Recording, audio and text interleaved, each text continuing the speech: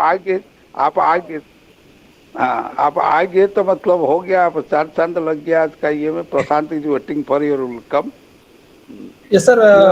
Good afternoon, one and all present here. I, Dr. Puspendra Kumar, Assistant Professor, oh welcome you all on behalf of Department of Computer Science and Engineering, Central University of Jharkhand, on the third day of this ongoing workshop on the role of academia and IT in upskilling the digital workforce. I hope you all will be enjoying the participation in this workshop. Thank you all for your participation today.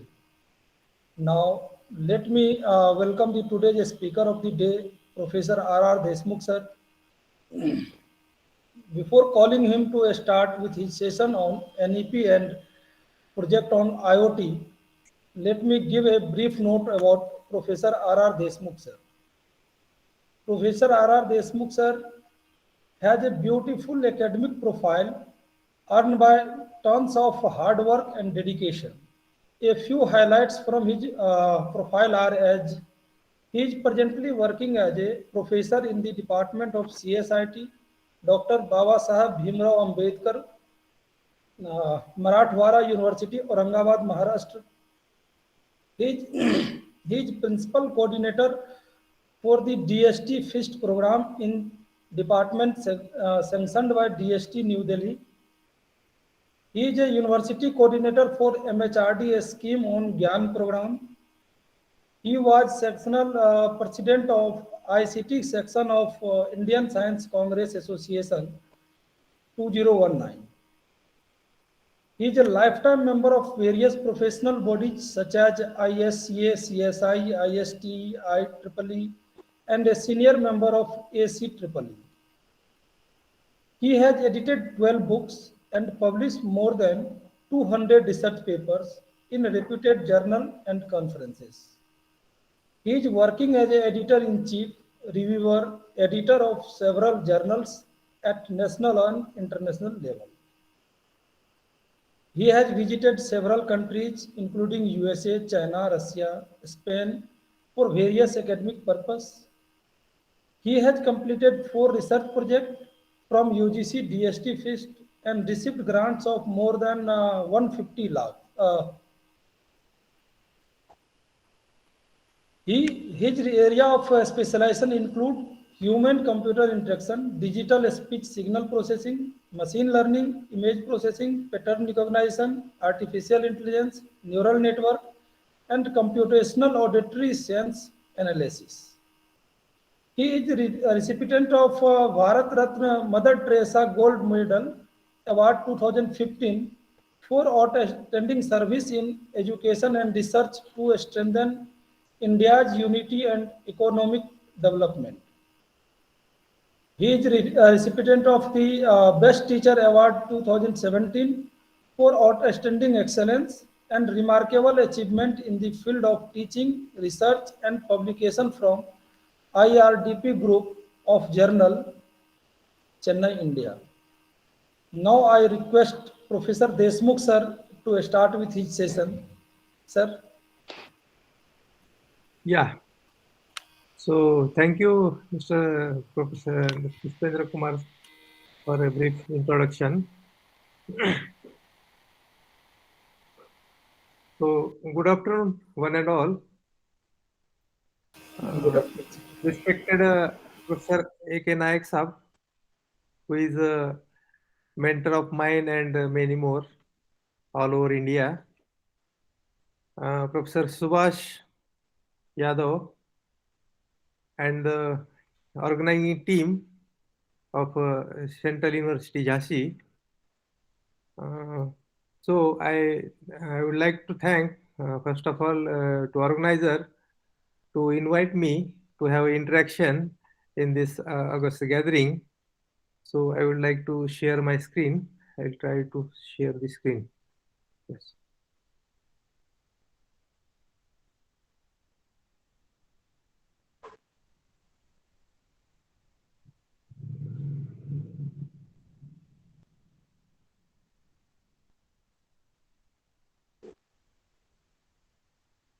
Okay. Can you see my screen? Yes, sir. Yes, completely correct. Yeah. So I welcome all the participants in this 5 days virtual workshop on the role of academia and IT in upskilling the digital workforce.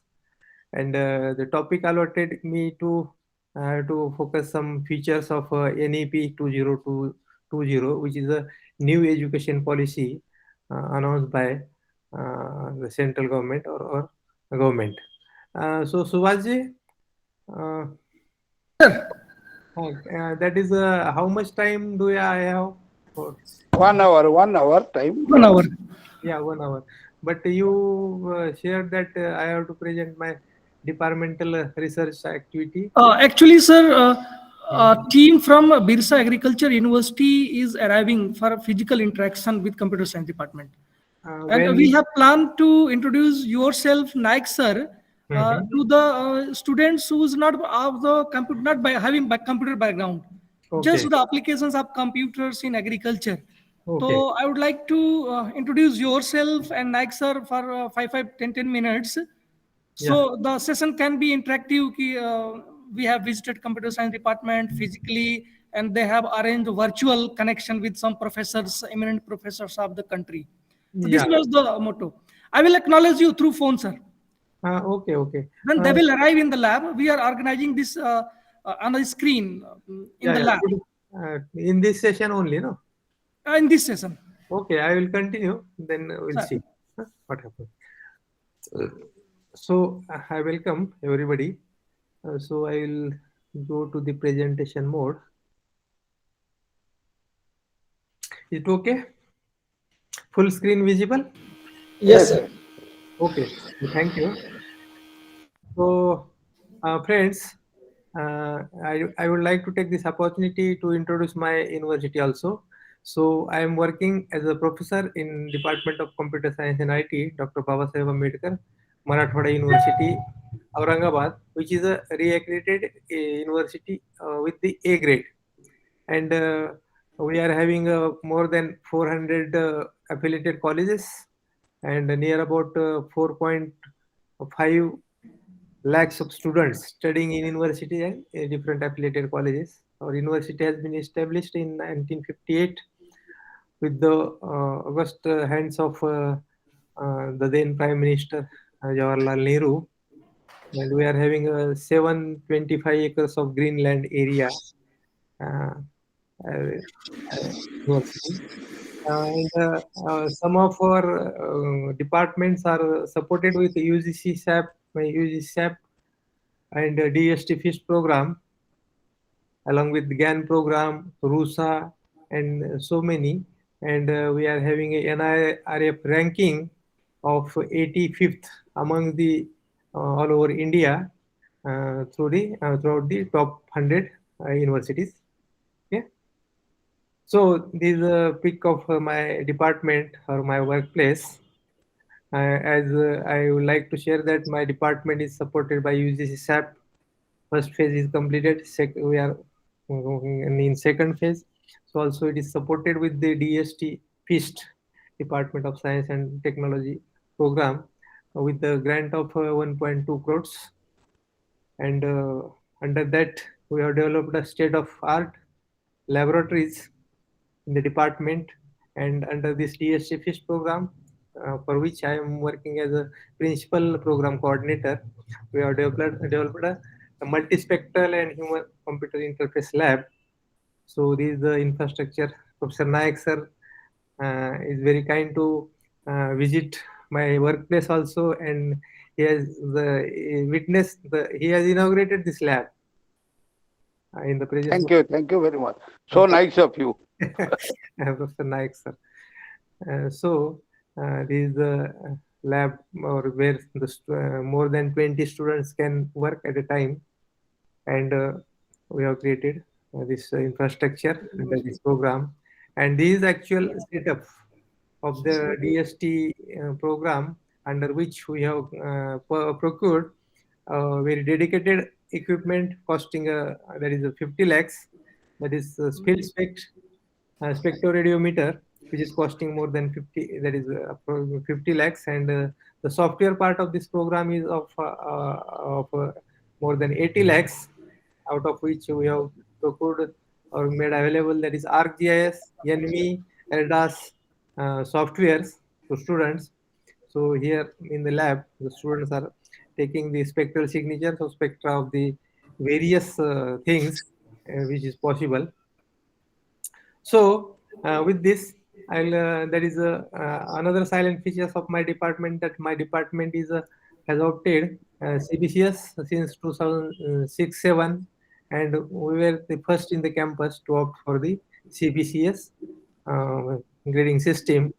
More than 60 research students are getting a full-time fellowships from that is UGC, DST, AICT, RGNS, and that is MANF fellowships.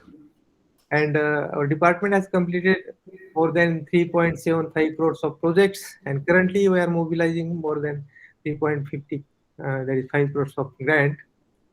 And we have signed MOU, collaborative MOU, with three international universities, as well as that Southern Federal University Rosto, Russia, along with Sani University, Italy, and Myco Seeds Limited, uh, Jalna or Mumbai, which is an India-based, that is a multinational company, where we are working on the live projects as like early trip detection, as well as soil organic carbon study or analysis, and so on. So, friends, as we know that the scenario before COVID and after COVID, that is before COVID, as we talk in respect of the ICT infrastructure, very poor infrastructure was there. There was a lack of diversity, equity, and inclusion, and there was no relevance also, and a lack of funding for this ICT infrastructure, along with the decline in enrollment, and all these things. But during this COVID period, we came to know the importance of science. What science has made? Science has made that is magic. That is what we can see, that earlier it was said in the mythological stories that some Rishi Muni uh, sits in the Himalaya and he does the tapasya for 10, 20, or 25 years, and he will get a spiritual power Okay. to send the message at remote place, or he can know the thing that is going on at remote place. But due to the advancement in this ICT field, all these things has came in existence. How, that is how now we are interacting. That is, I am sitting at my place, you are sitting at your place, and we are interacting as like we are sitting. So this magic has been possible due to the advancement in science and technology. Subhashji, there is some background noise, I think. Please mute the mics. I request all the participants also to mute the mic. Okay. So along with we came to know the importance of truth or reality, importance of critical thinking, along with the importance of the education. Even if there was a lockdown or in the COVID situation, everything was stopped.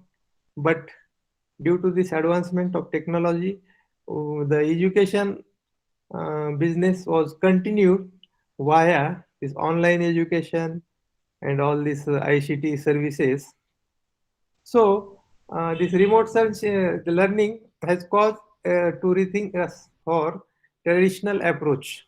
That is earlier traditional approach and this online or advanced learning for teaching, learning, to focus what is essential in the disciplines and what disciplines are essential. Along with, we came to know the importance of social learning, affective learning, interaction, social pressure, that is presence, and persons-centered education. So now anybody can learn or things without taking anybody's assistance online. He can subscribe for the course and he can learn the things individually or personally. It became possible due to this advancement. Okay. So during this COVID period, what we have seen the scenario is that that is the big shift to the online learning or online business or online everything. So it was big shift means there is a within 2 months, March and April 2020, the match that is subscription for the whole year of 19, they were equal to the subscription within the 2 months. Okay. Again, the connecting every learner to all the opportunities. Along with that, there was very much big change. That is more than 25% persons were upskilling in their. They have to upgrade themselves in the current job to continue his job or her job. 16% students were replaced in the schooling, along with 38 more than 38 percent people have more time and they can learn or what they want to learn, along with there is some percentage of unemployed along with the others. Okay. So this shift, what is just that is shift to stakeable programs. So anybody can choose his choice of his program or his choice program, for whosoever it may be, the data science, business, sustainable energy, healthcare, or of any field. This course can be selected by individuals, and online he can continue for the things. Okay. Also, our UGC is recommending that is for each and every course there should be at least 20 to 40% of the course curriculum which can be completed or conducted or that is taught online. So due to this big shift, what was that is how much the big shift was that from the new normal and with the blended learning. What does it mean by blended learning? Blended learning is nothing but mixture of different sort of learning. That is a text-based learning. You can have audio and video sort of learning. That is the combination of all these things as per the requirement for the effective teaching. That concept is a blended learning. And during this the period of COVID, that is fall 19 to 25, this is the scenario shown or actual things what happened. That is this is the scenario during 19, that is for traditional learning. This was the height, and online learning was very minimum.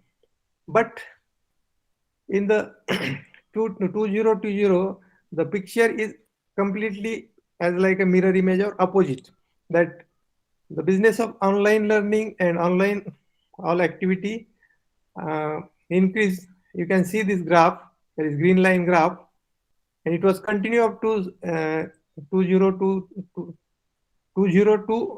20 and 21 and again after that in normal it fall down, but it is not at that is null level, but in 2020 there is 2021 normal, and again it is upcoming, and in 2025 the all there is a traditional learning that is system and this online learning system will be having a weightage of near about 50%. This will be continue forever in future. So this is the graph showing the scenario of the current development due to the advancement of in the ICT services. Okay. So now we'll come to the new education policy, which is based on which is announced. So before this also there are so many education policy has been declared and implemented, but the success of each policy or each scheme depends upon the how it is, that is the effectively implemented or effective implementation of the any scheme that depends upon the outcome or success of that particular scheme. So now the India has prepared and is moving towards becoming a true knowledge society along with the sustainable economy. I'll explore what is the sustainable economy. Again, it is preparing for forthcoming, that is for forthcoming fourth industrial revolution, in which there will be increased empowerment opportunities, more for skill jobs of creative and multidisciplinary nature, and education system will be ready to cater increased GER. GER is gross enrollment ratio with proper support. Okay. So this ICT has brought extremely transformed the way of our thinking and acting, as well as working. That is working style, acting style, and thinking style of mankind has been changed due to this ICT services. And this sustainability can be categorized in these three major categories. That is economic sustainability, environmental sustainability, and social sustainability. These are the categories of sustainability. So essentially, this economic sustainability refers to growth of economy without creating excess stress on social and natural resources. That is the economical sustainability.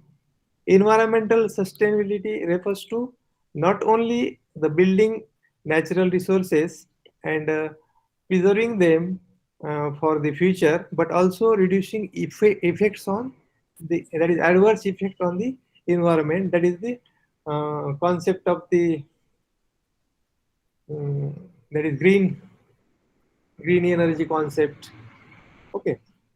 And social sustainability refers to the social equity, that is equal things for all, that is social equity. So these are the three pillars of the sustainable economy. Okay.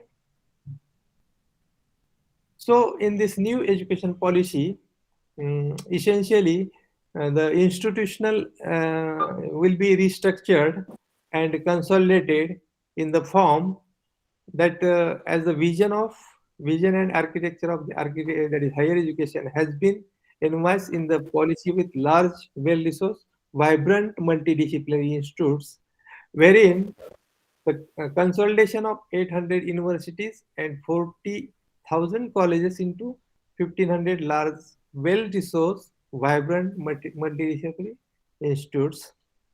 And these higher education institutes will be classified or will be considered into three parts, types of the institutes. That is, first will be referred as the research universities, those who will be where the focus will be on research and teaching. Whereas in teaching universities, primary focus will be on teaching with significant focus on the research. And third category will be only the autonomous degree granting colleges, where almost exclusive focus will be only on the teaching sort of things. And this higher education institution to become a multidisciplinary institution with teaching program across the disciplines and the fields. And as like earlier concept, that is Mission Nalanda and Mission Takshashila approach will be there. That is a multidisciplinary, interdisciplinary approach. Our teaching, learning will be there, and high quality institution in the disadvantage geographical priority and substantial public investment. There is public uh, partnership will be given priority or motivated to support the educational institutes, as like in the foreign country like USA and UK. Okay. So this is the evaluation what I already, that is earlier reference. There are so many, that is education policies has been announced or commissions were set in 48, 49, 52, 53, 64, 66, Kothari Commission, again new education policy in 68, 76 education in the concurrent list, then new education policy in 86, 92, and now in the 2016, the commission was set under the chairmanship of Dr. Kasturi Ranjan, and the report was submitted in 2019, and it has been accepted, and new education policy came out, or it has been declared by the government of India in September 2020. Okay.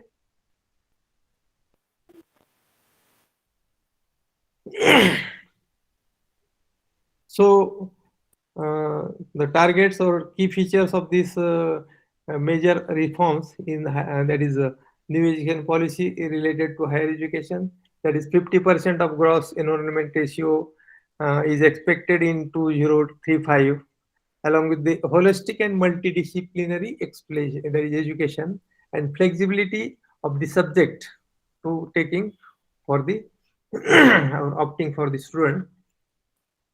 There are multiple entry and exit status, and UG program will be of 3 or 4 years.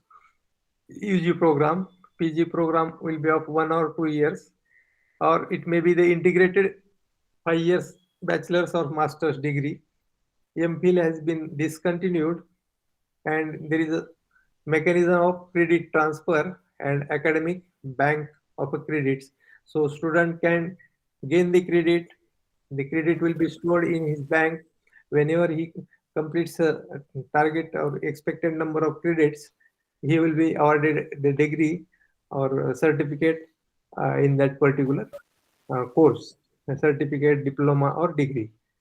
And this research initiative will be taken and teaching in intensive universities and autonomous degree colleges granting colleges.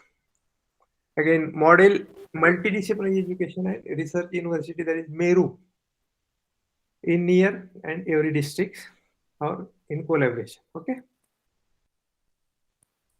Again, the phasing of affiliating colleges or affiliating system will be discarded within near 50, that is 15 years. There will be a national mission on monitoring, again, board of governance, single regulator for the higher education, along with so many. That is common norms for the public and private higher education institutes, along with private uh, philanthropic partnership, that is private public partnership, will be paid pre-fixation with board of regulatory frameworks. Okay, and public investment in education sector is expected to reach more than 6% of the GDP at the earliest. Okay. So again, as we know, there will be NRF, that is National Research Foundation, for fostering the research. Internationalization of the education will be there. Integration of that is vocational teachers and professional education, as the vocational courses will be incorporated or provided to students entering in the since from the 6th class onwards. And every year one vocational course will be provided, and after completing that, the student can get a certificate for 1 year, or after 2 years he may get a diploma certificate, diploma, or in 3 or 4 years he may get the degree of that particular skill. And after completing that, every students will be equipped with some skills, and on the basis of that, the particular student, a particular person, will not be uh, asking for job. He can start his own skill based services as desired. Okay, so these are some of the key features. And again, the major thing that earlier, that this MHRD ministry has been, that is renamed as a Ministry of Education. That is Ministry of that is Human Resource Development is renamed with Ministry of Education. Okay. So again, the key features, that is Indian languages, systems, and language culture value. That is the key feature of this new education policy is that all the courses will be made available for teaching learning process in majority of the Indian languages or local language. That is the focus on literature and scientific vocabulary of the Indian languages. As currently AICT has been announced, some of the degree and diploma colleges on the regional language basis courses has been started. So it is a effective implementation of a new education policy what our government is desiring. So again, cultural awareness of the Indian knowledge system, promoting traditional arts and Lokovedya schools and complex to the artist, and that is everybody will be getting the opportunity or scope in the incorporated new education policy. Okay. Again, there will be effective and optimum use of technology, that is ICT services. So use of technology in education planning along with the teaching, learning, assessment, as well as the administration and management will be supported with the service, that is ICT services for more transparency, more effective services. Again, the regulations for the self disclosure means that is transparency, and minimum human resource or human interface will be there. The things will be automated as much possible. Increasing access for the disadvantaged group, and Divyang friendly education softwares will be made available along with e-content in regional languages, creation and promotion of virtual labs, national education technology forums, digitally equipping schools, teachers and students. So there are so many key features uh, or useful features in this new education for the effective implementation of the technology also. So these are the some of the expected outcomes from this. So we'll not go into the detail. You can check at your level. Okay. So that is for the quality, maintaining quality in the higher education institutes. That is in there are bodies like NAC, National Board of Accreditation, NBA, or National Institute of Ranking Framework, the NIRF. So which will be boosting, monitoring, and promoting for the quality provision of quality education to the stakeholders, that is the students. Okay. So these are the some of the strategic objectives. Means how a particular goal can be uh, achieved by applying or implementing or accepting. That is a strategy to be opted to get a particular goal. All these things are has been described here in different slides. I will not go into detail, but so again, I would like to focus more key points. That is how teaching, learning, research, and innovation be different in new education policy. That is focus of our Honorable Prime Minister Modi is on the Atmanirbhar Bharat, where the more skill oriented courses or courses will be provided, more outcome of the skill based persons will be there, and with reference to the research and innovation, and ICT and computing is becoming an integral part of research and innovation due to the current scenario. Okay.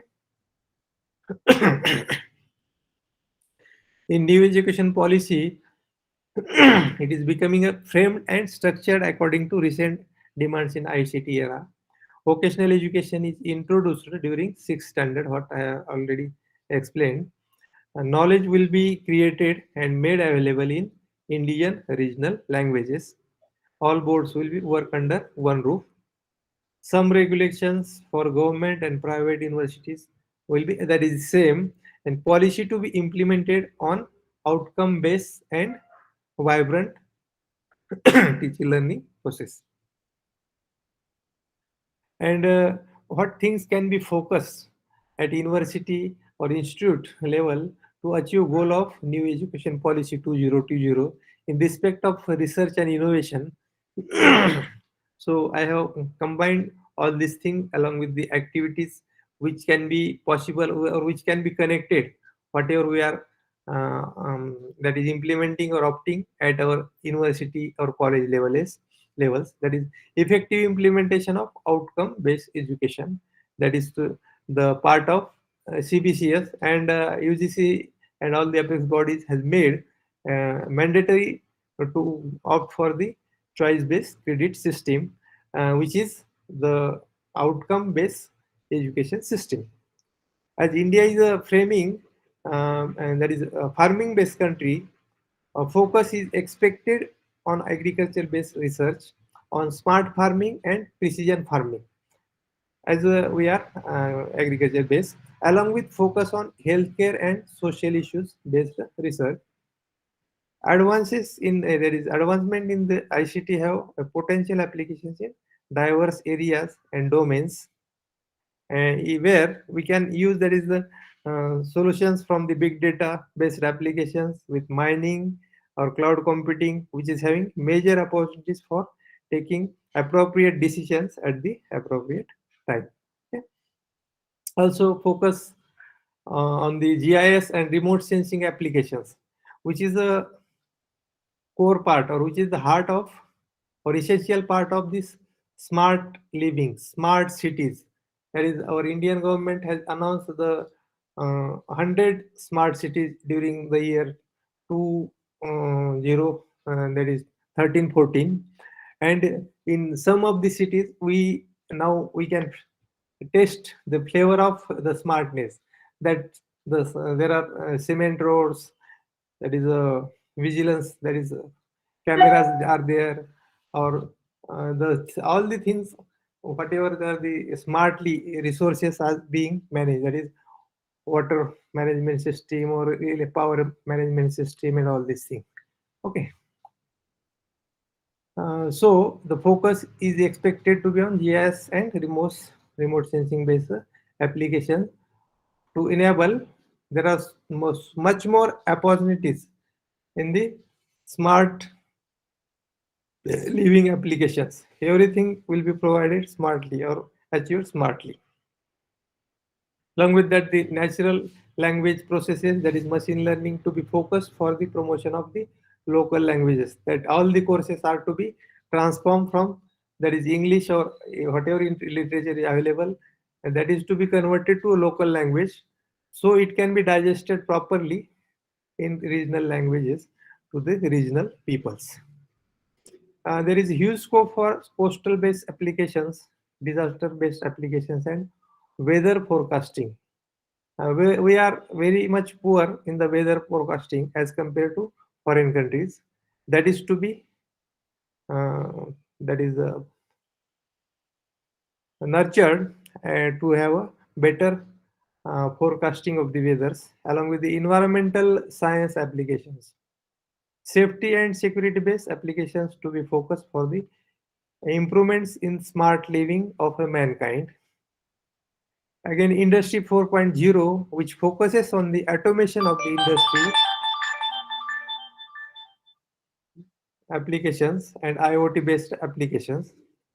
Agriculture and mechanical research is to be fostered to support the national new education policy for the success of new education policy. One moment. Oh, there is phone. Hello, कौन बोल रहे हैं?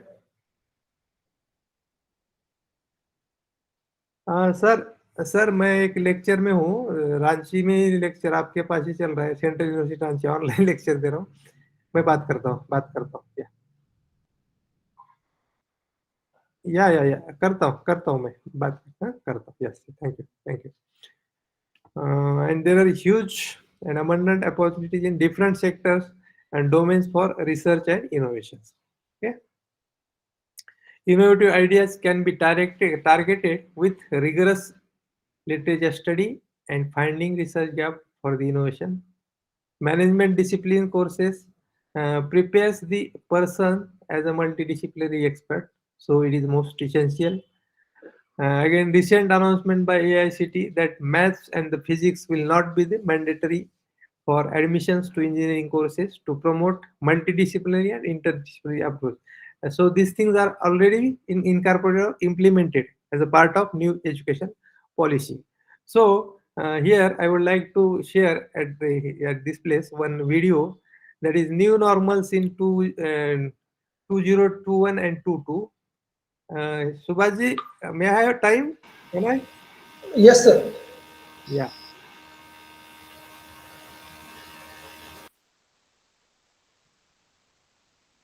Oh, sign in.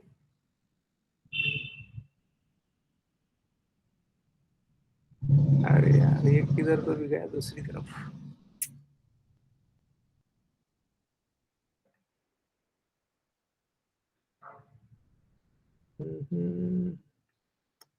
Okay. So I will open that video new normal wala. One moment please.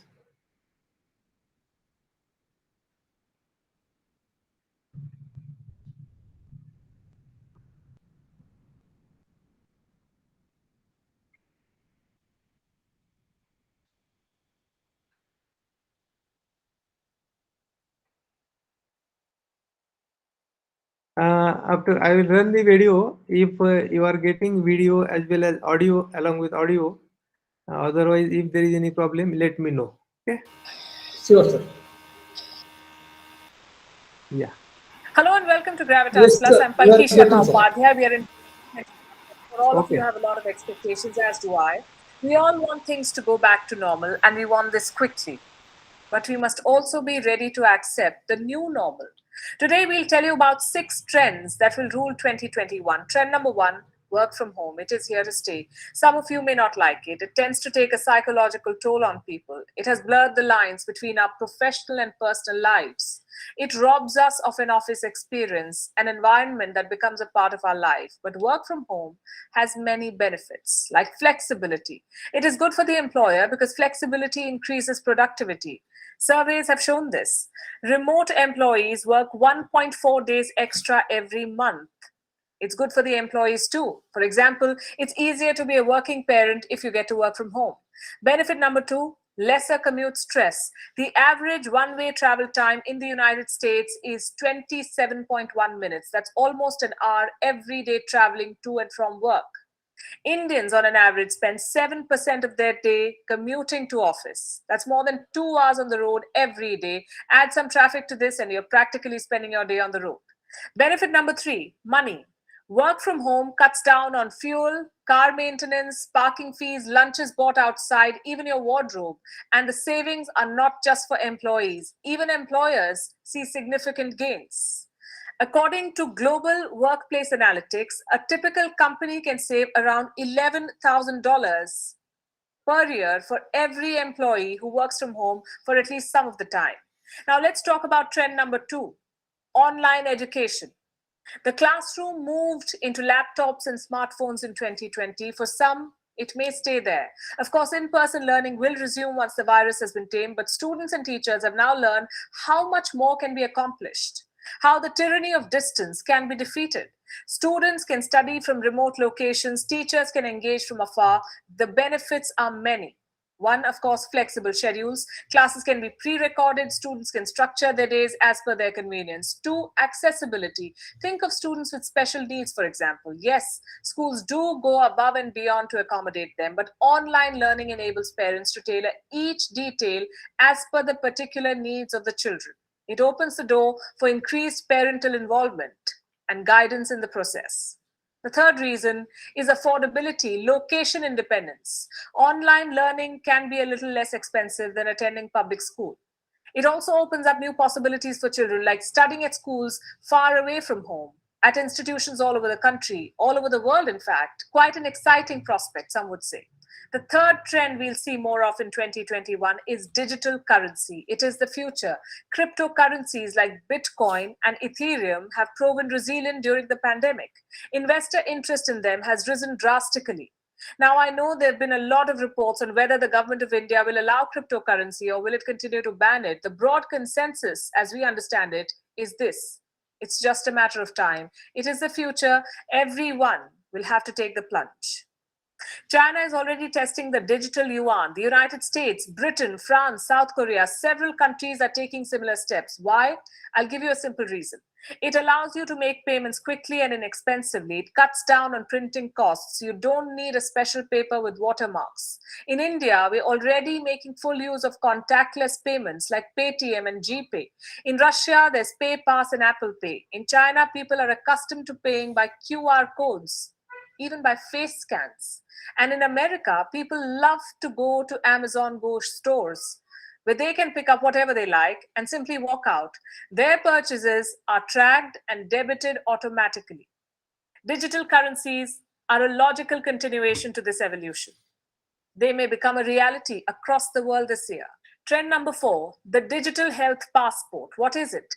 A digital record of your health with data on pre-existing medical conditions, blood tests, COVID test status, your vaccination record. Using it means you don't have to repeat yourself each time. And unlike contact tracing apps, a health passport may eliminate tracking movements in most of the cases. Major airlines have already rolled out digital health passports for passengers. It may soon become a standard solution for all airports, hotels, cinemas, concert venues, for all of us. Trend number 5, the future of food. It looks like this. What you see is a tender chicken nugget. No animal was harmed in the making of this. No animal was slaughtered for this nugget. The piece of meat was grown in a lab, and that is the future. Lab-grown meat. Singapore has become the first country to sell it. It looks and apparently tastes just like the real stuff. So for non-vegetarians, will lunch come from labs now? It might, with a fat bill. Lab-grown meat is very expensive. One chicken nugget is selling for $50, and cost may not be the only unappetizing factor. For millions of consumers, the shift may take a leap of faith. For thousands of poultry farmers, the shift will mean the search for new jobs, so it won't happen overnight. Trend number 6, advanced soldiers. I know it's quite something, but we've been through 2020. Stranger things have happened. So here's about advanced soldiers. In France, the Defense Ministry is working on increasing the physical and cognitive abilities of soldiers to fight wars. It has approved research on developing enhanced soldiers. What does this mean? It means that they'll have soldiers resistant to pain with magnified physiological skills, extra brain power, individuals who can stay awake for longer periods, who can tell their enemies from their allies. How will this be possible? By planting a microchip inside soldiers that will improve their cerebral capacity. France maintains that it will draw clear ethical lines for such technologies. But here's the flip side. Suhasini, please mute China too yourself. is such. John Ratcliffe once warned that Beijing is breeding genetically modified soldiers. Now, expecting China to uphold ethics in the pursuit of power will be asking for too much. So that's a total of 6 trends that we have, and here are some more that you must watch out for. Your gadgets will talk to each other, the Internet of Things, a massive web of interconnected devices from smartphones to kitchen appliances. Following it, 5 generation mobile network, greater bandwidth, higher download speeds. More than 50 operators are expected to offer 5G services in 30 countries by the end of 2025. The next exceptional technological trends: virtual reality and augmented reality. They have primarily been used for gaming so far. In 2021, expect these trends to get fully integrated into our daily lives. In entertainment, in education, marketing, even surgeries. If 2020 was about fun, 2021 will be all about consciously shaping the future of work, of learning, of travel, of health, of money, of warfare, of food. After having survived a pandemic, here's to wield technology to our benefit, using the tools to improve the year ahead. All the best. Okay. So, Is today's and future scenario of the advancement of science and technology, due to which we can uh, we have to investigate and lab room meet. Okay. So can you hear me, Subhashji? Hello. Yes, sir. Hello. Hello. Can you hear me? Yes, sir. We are Can getting you you. hear me? Yes, sir. Yeah. So again, one moment, please. I'm sharing my screen.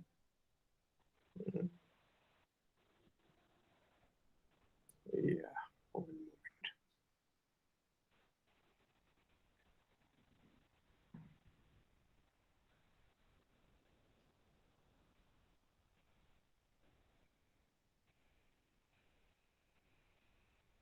Uh, so with this, what is the status of students? Whether they have came for this? Subhaji is Yes, there? sir. So, Yes, sir. Yes, sir. Yes. okay. So at last, uh, I would like to make an appeal to all the August gathering. Those who are interested to work with our lab, they are most welcome, and I can make the stay arrangement for them, for to the students and faculties also.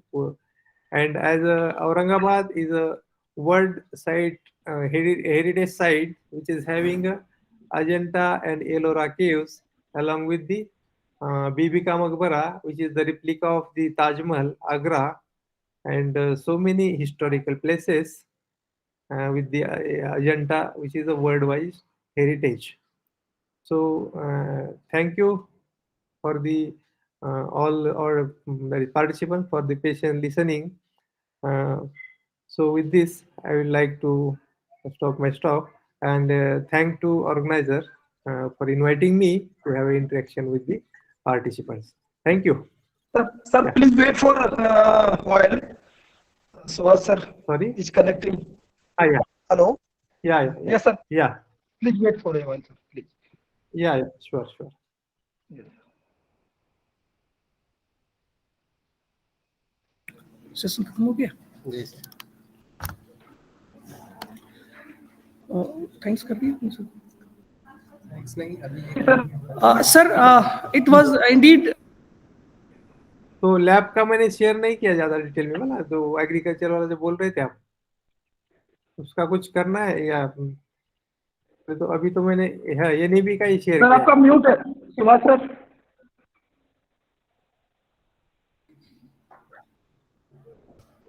Sir जो आपसे बात हुई थी सुबह, हाँ, तो अभी professor A K. चक्रवर्ती या बिरसा एग्रीकल्चर यूनिवर्सिटी से आ चुके हैं मेरे पास।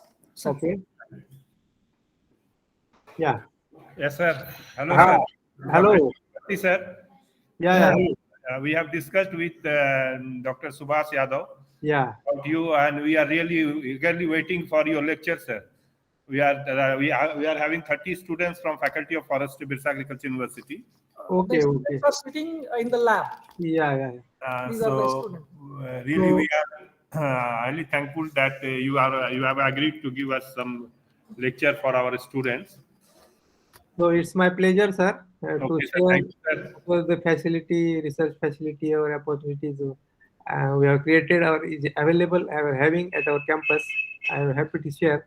So in the short span of time, I will share the things what we are doing at our lab in continuation to that.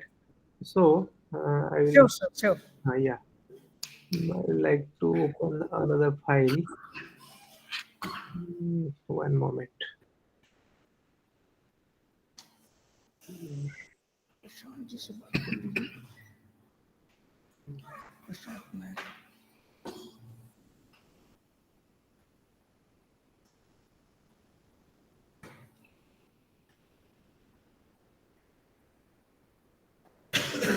Okay. So you can see my screen, no, Subhaji? Yes, it is visible, sir. Yeah. Okay.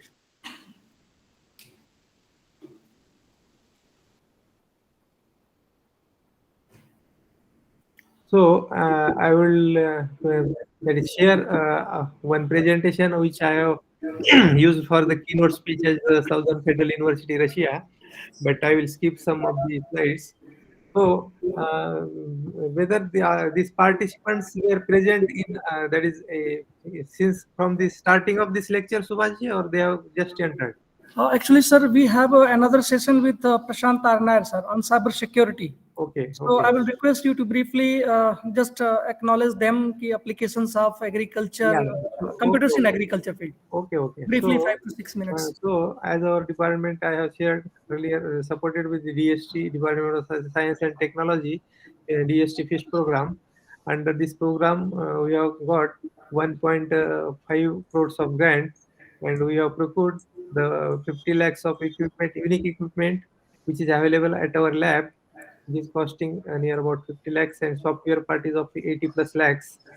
And this equipment is a dedicated equipment, and this may be possibly we might be the first state university having this sort of equipment and facility at the state university level. So we have procured this equipment, and on this equipment uh, we are working on the principle that is the main source of energy is solar radiation light, which interacts with the matter in the different ways, and which may transmit to some materials or while reflect or scatter the light. On this principle, this equipment works. Both the materials, that is the wavelength of the light, affects the interaction of the light on the surface of the object, and the study of this light phenomenon is referred as a spectroscopy. As you can see in this figure, that is light falling on the object will be reflected, transmitted, absorbed, or scattered in some part. Okay.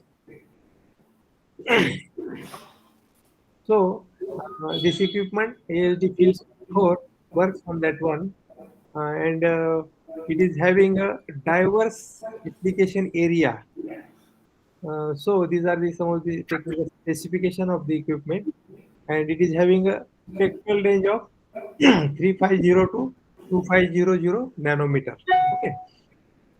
So there are multiple application areas as like geology and mining area. In that one, industrial mineral analysis or petroleum analysis or remote sensing and geological application analysis.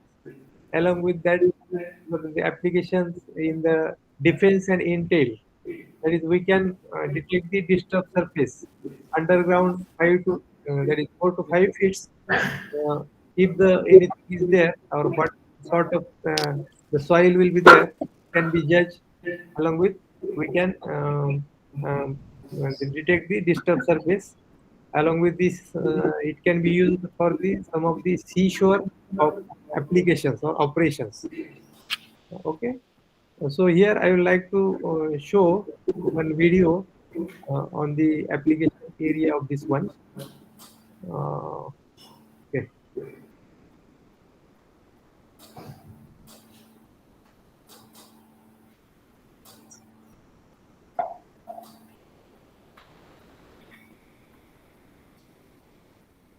So you can see this video. At ASD, we have a tradition of expanding the limits of our technology into new application areas. We really have one mission, and that's to make it easier for our customers to use our technology in whatever area of business they happen to be in. We've been doing this for over 20 years now. We've been working in industries related to mining for most of those 20 years. ASD was founded by geologists and earth scientists focused on applying remote sensing to geology. Today, ASD customers span 70 countries across industries as diverse as remote sensing, pulp and paper, pharmaceuticals, and mining.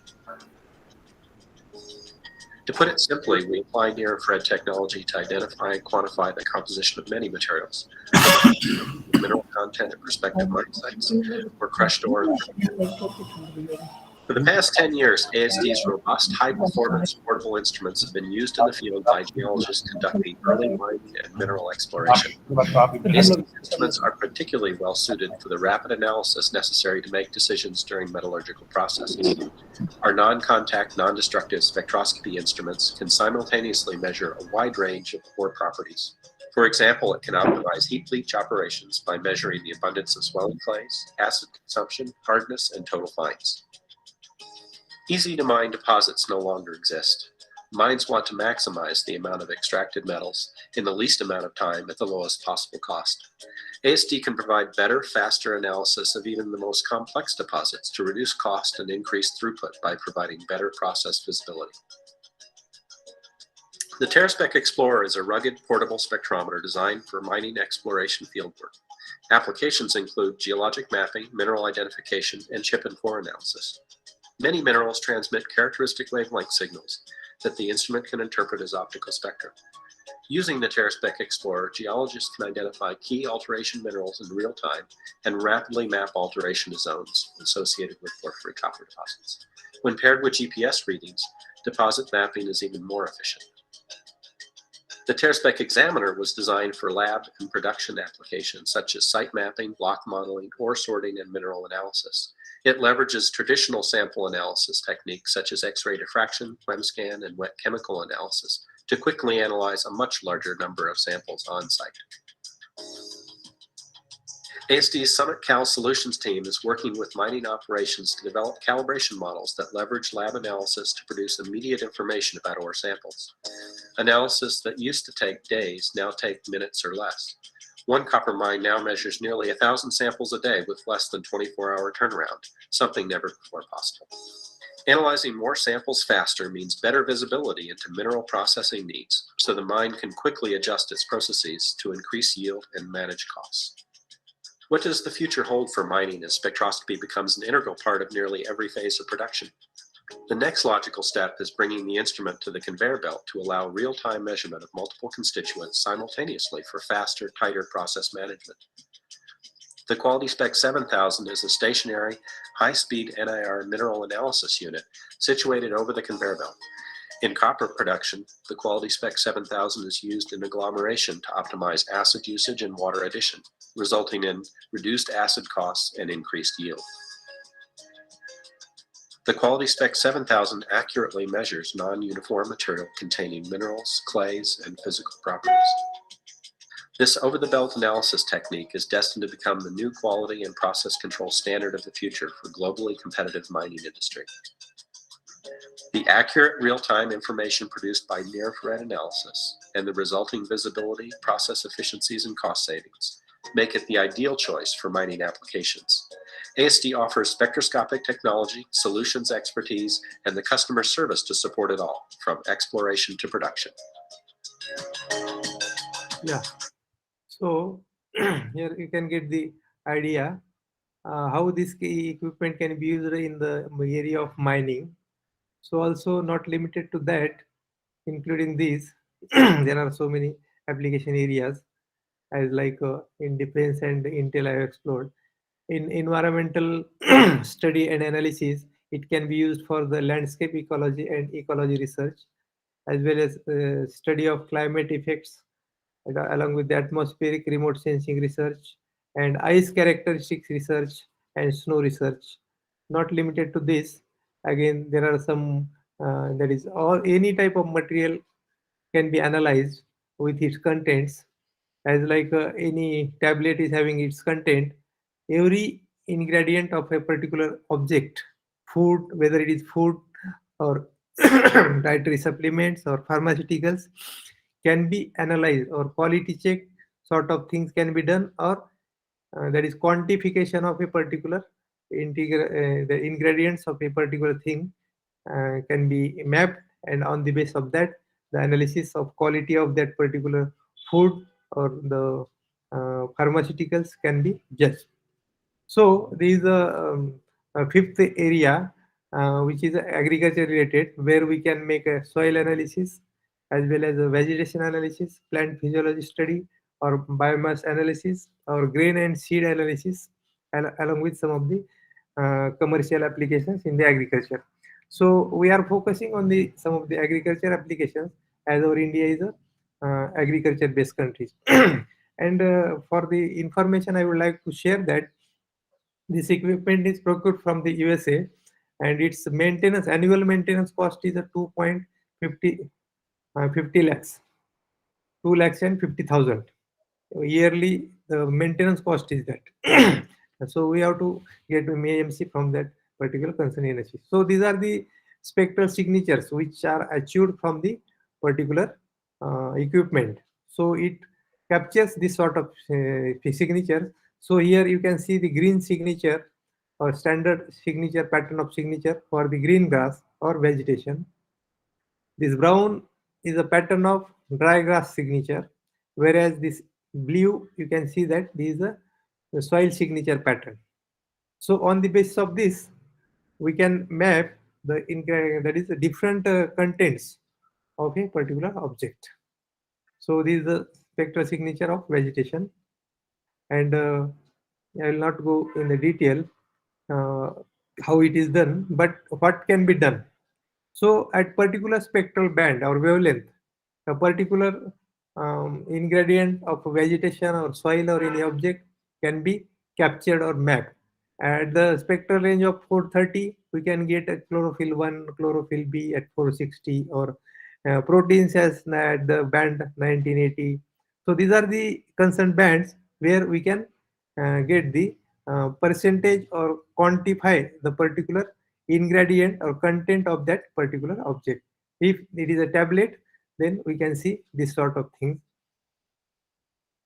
Or soil, in soil also we can map the contents.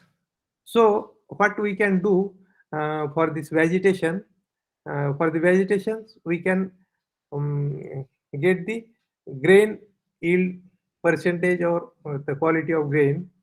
The plant growth and the stress detection can be possible, or we can monitor plant growth or if the plant is stressed.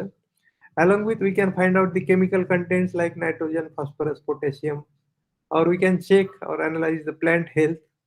Along with, we can detect the disease and its effect on the plant, or we can discriminate between different species of the plant, or we can do the identification of vegetation species. So here we are having MOU with the Myco Seeds Limited, which is an international brand of India, and here 50 kilometers we are having a base camp of this Myco, and we are working on a live projects with Myco, and we are identify some areas, or they have assigned some areas, and we are working on that as like early detection of the trips on the cotton plant, or soil carbon analysis of a soil, or we have that is work on this to detect the spongy mangoes or damaged mangoes. We can by taking a spectral signature of a particular mango, we can judge that whether the mango is damaged or it is healthy. And so this type of applications are possible. These are the various indices. So this is the spectral signature of soil. So what we can be done with the soil, that is we can find out the moisture contents of the soil.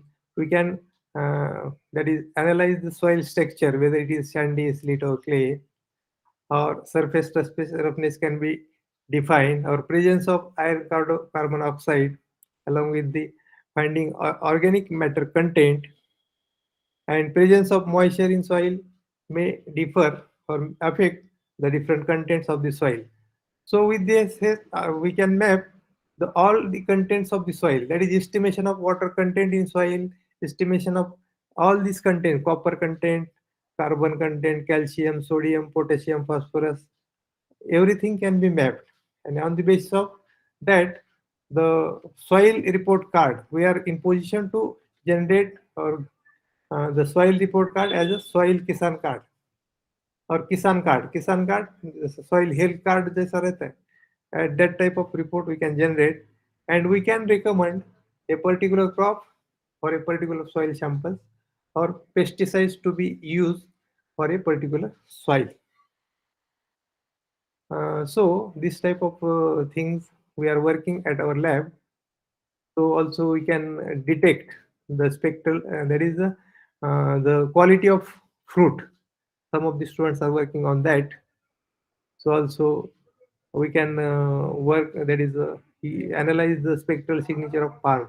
When our fingerprint can be analyzed, and he can detect the particular person or identify a particular person.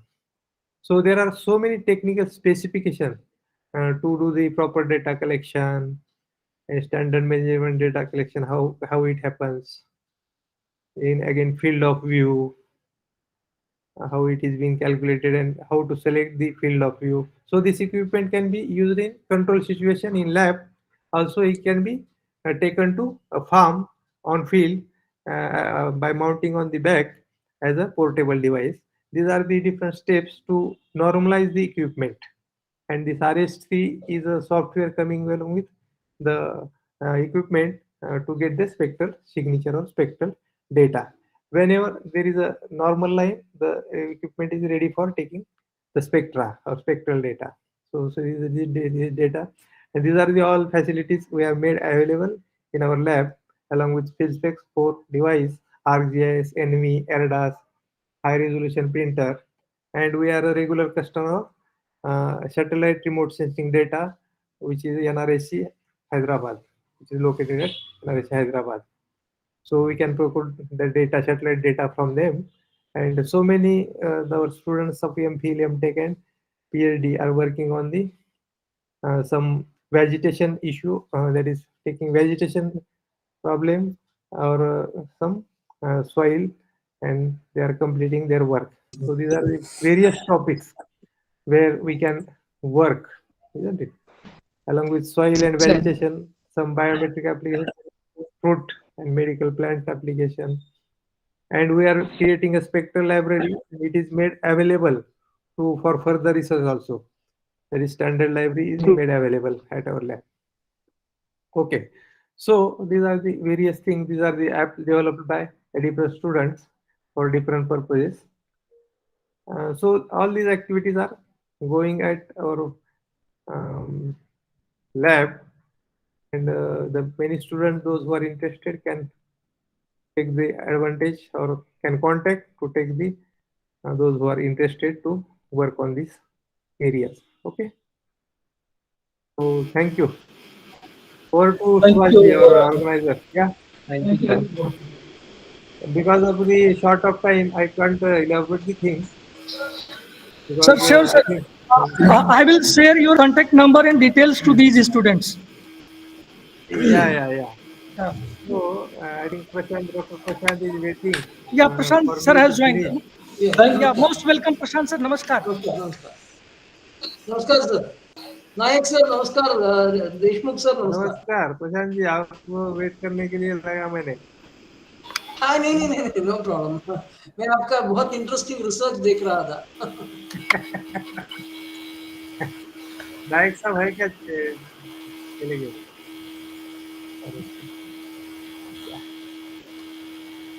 Thank you, Professor Deshmukh sir, for this refined session.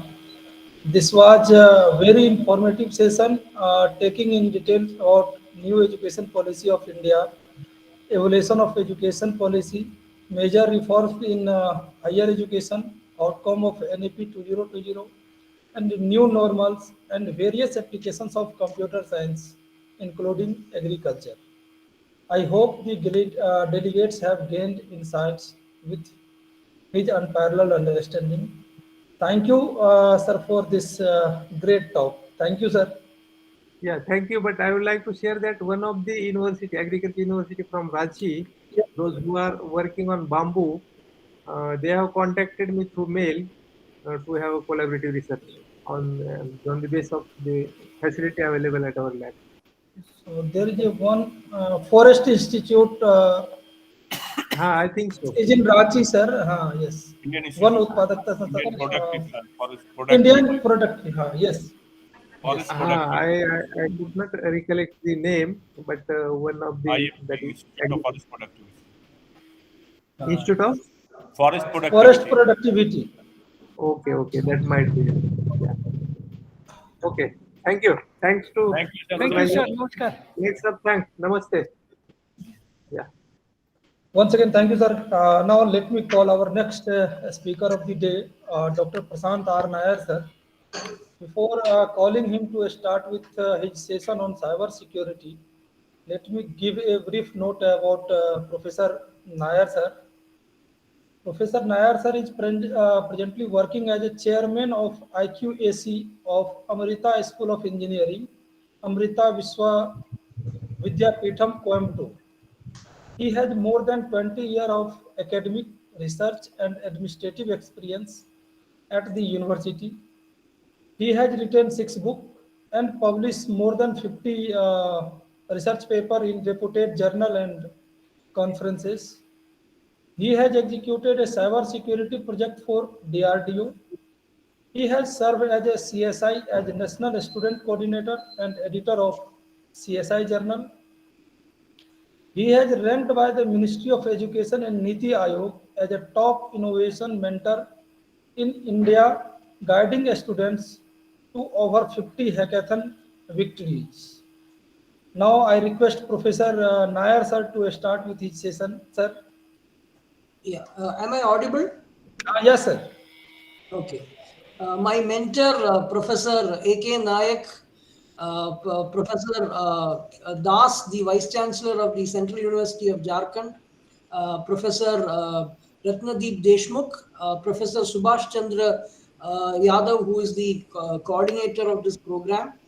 Dear participants, a very good afternoon to all of you.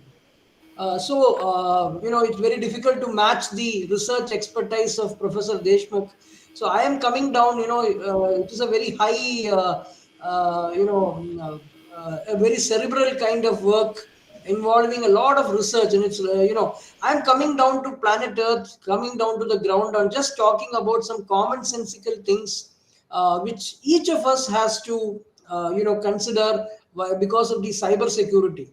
So today, as we know, we are all living in a connected, interconnected world that has been going through a digital transformation. We are also seeing that this pandemic that has affected us for almost 2 years has accelerated the need for digital transformation. I mean, everything is going smart. Yes, education was not so smart. Now it is becoming smarter. Healthcare is becoming smarter. Logistics is becoming smarter. Transportation is becoming smarter. Anything and everything is becoming smarter. And because things are Sir, becoming smarter, sir, we are not able to see your screen, sir. Sorry to interrupt you. I have not gone to the share it till now. Oh, okay, okay, sir. Okay. Yeah. So everything is becoming smart. And when it is becoming smart, there is a greater need for protecting all these information assets. And that is a need for cyber security. Now, we tend to feel that cyber security is, not a very big deal. But today it has become a major concern for anything, everybody, and anybody. And we also need to understand that 99% of the problem with regard to the the cyber issues can be solved by each one of us. I mean, you don't need a rocket science to solve cyber security problems. 99% of the problems can be solved by simple common sense and alertness by you and me. That is Aam Aadmi, common people who are using computers, internet, and technology. If we are little careful, we use our common sense, we use our intelligence, we are careful and secure, 99% of the problems are solved. Remaining 1%, yes, it's not so easy. There are very good hackers available, very efficient hackers who know how to expose the vulnerabilities of any system. For that, yes, we need skilling. So I'll first give you an overview on the threats that are there, and how we, as an ordinary common man, as a common professional, a technocrat, what we can do to be safe and secure in the cyber world. That is number one. Number two, I will give you some of the certifications and skilling courses that are available, so that people who are who can get trained in these areas and address these challenges that are of cyber security. Now let me just share my slides. Is my slide visible? Not No, yet. sir. Yeah, Oh, yeah. Now yes. Slide is visible, right? Yeah. Yes, sir. Okay. So, as mentioned, I work in Amrita Vishwavidyapeetham, which is India's 5th best university, ranked as also the top private university in India in the NIRF rankings. I am based in the Coimbatore campus. The picture on the left is an image of that beautiful picturesque campus. Now, let us first understand what is the goal of cybersecurity. Now, as I mentioned, we are moved into a smart world. Everything is smart. Smart education, smart healthcare, smart logistics, smart buildings, and so on. Now, when these things become smart, the cardinal need of the hour is to protect all our information and also the systems that carry this information. So the overarching goal of cybersecurity is protecting our information and information systems. Now, what do we protect this from? There are people who are trying to gain unauthorized access, accessing into your information, accessing into your digital assets. It could be your bank account, it could be your social media account, it could be your corporate information, it could be your ERP, it could be your supply chain management software, it could be your finance system, payroll system, and so on. So people want to try and get unauthorized access into them, get the access, and then try to steal information, modify the information, and also to some extent what is that, create some kind of flaming means create some sort of false news and false narratives. Those things are also quite possible. Now, to give you an example, somebody goes into a bank account and puts 1 crore rupee into your account and then sends a mail to the Ministry of Home Affairs saying that this guy is a spy. See, prima facie, the evidence is against you because there is a 1 crore transaction in your bank account which you don't not know about, and the Ministry of Home Affairs is looking at you. So these kind of things are possible. Another thing, what a hacker or a cyber terrorist does is gives what is known as a denial of service. I will explain what a denial of service is.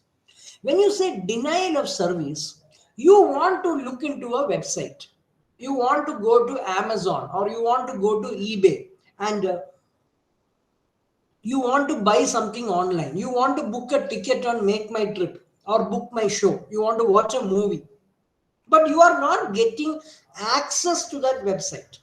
That website access is not at all coming. The reason is every time you hit the URL of the website, it is saying busy, try later, try later. Even when we try Gmail, sometimes it says try later. When we try social media like Facebook, it says now please try after some time. That is because somebody is perhaps doing a denial of service. Denial of service means you are bombarding the website or the system with unauthorized person is going on giving requests. It is like, banging, you're sitting in a classroom and you're trying to take a class, but on the other side, somebody is banging the bell 100 times. Nobody is able to hear what you are taking the class. Similarly, a person can deny service by bombarding a computer or a system with unauthorized requests. And these unauthorized requests will prevent the legitimate user from accessing the system. That is a denial of service. Now, you may ask me, can I mask the IP address of that hacker? Yes, but people do what is known as a distributed denial of service. You block one IP, they will appear in another IP, and they will go on dynamically changing the IP. So you do not know which is the mother IP address. So these are the threats that we have. So to cut the long story short, cybersecurity is protecting all our information as also the information, the systems that are carrying and storing this information. And what do you try to prevent it from? Unauthorized people, unauthorized access, people who want to hack into your system, people who want unauthorized access, people who want to expose your vulnerabilities and weaknesses. And then once they gain access, they either steal it, they modify it, they delete it, or they create falsehoods and things that defame or spoil your name. So that is the goal of cyber security, protecting your information and information systems. Now, cyber security requires you to have what is known as the CIANN. Your data needs to be confidential. There are certain things that you don't want anybody to know, even if it is in a corporate setup, in an enterprise setup. There are things that are secret between you and your boss, right? You need to maintain confidentiality. You need to maintain integrity. When I say integrity, you don't want the data to change. You are sending an email, you don't want somebody to modify that. You don't want somebody to distort that. The third one is availability. You need to get access. As I mentioned, when you do denial of service, you cannot gain access. You want to access your bank account, but your bank account is not available. Somebody is bombarding, attacking it, and you're not able to gain access. You need that bank account to transfer money to pay for your taxes or something like that. So that is availability. And finally, non-repudiation. Non-repudiation is a very interesting concept. I am going to eBay. I want to buy an iPhone Pro, 14 Pro. I go to the eBay, select the iPhone 14 Pro. I select it. I pay using my credit card details. When I pay using my credit card details, there is some payment through the payment gateway, some transaction happens. From my bank account, the money goes to the seller's account, and a commission is gained by eBay. Very simple. After 10 days, I get the iPhone Pro. This is the anatomy of an electronic commerce or an e-commerce transaction. Very straightforward. But if I say tomorrow, no, I did not make this purchase, I did not get an iPhone, I did not give my credit card details. Possible? Absolutely. Everybody is not as ethical as you and me. There are people who may be doing that.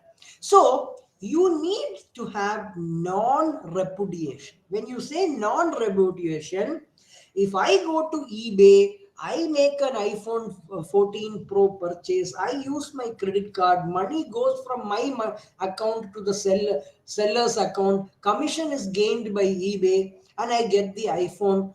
I should not be able to deny that I made the purchase online.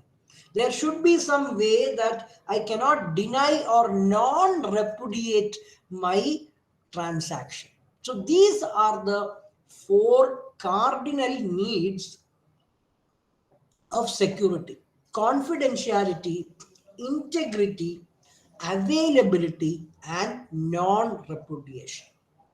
So we have to think also, when we are thinking of skilling our students, what are the areas? How to secure the data, how to keep the data secret, how to make it accessible for everybody, how to prevent denial of service, how to have a transaction in such a way that a person cannot deny. So when you look to the other side, the skilling part is also very open, very clear from this slide. Now, as I told you, this is absolutely not rocket science. This is commonsensical actions. All these cyber security, cyber safety actions are not rocket science.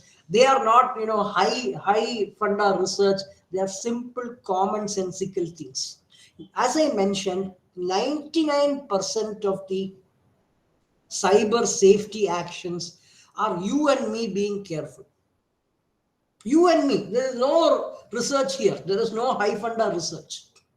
It is you and me trying to be safe, trying to use our common sense, trying to use our intelligence and do these actions so that we protect ourselves. 1% requires a higher order capability, a higher order thing, but 99% of the problems can be solved by this.